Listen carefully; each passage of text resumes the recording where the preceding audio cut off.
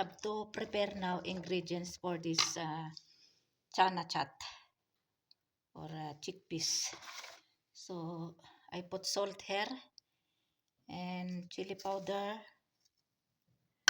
and then this chat masala. If there is yogurt, then you can put but I don't have yogurt. And then we'll put this boiled cubes, potatoes, onions, and tomatoes. Ayan.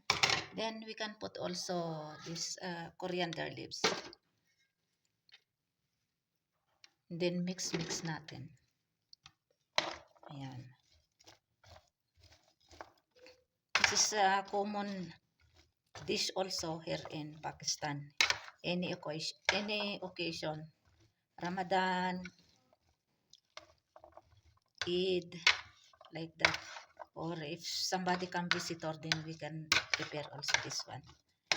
So they like too much also this one, and I like also this one. So one dish also is ready.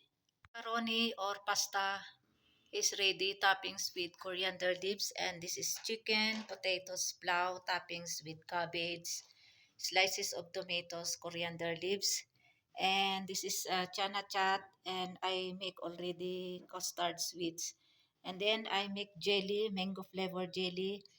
I make slice like that. Then I will make toppings here in custard. And today is first day of Eid, March 21, and today is Saturday, and time check is 11:30 a.m. already. I prepared already, I cook already uh, what I prepare for this Eid 2026. And as you can see, weather outside, it's very nice. Before somebody come already visitors here, then too much visitors come, then again they go another houses or places. Very nice weather. It's good that there is no rain today because yesterday and few days last week, too much rain. So alhamdulillah, there is no rain for today. Oh. Nakisama din ang panahon kasi Eid ngayon. Ito din yung bakeries, cake crust, biscuits, at saka English cake. 3 ano ito, tatlo. Ayan.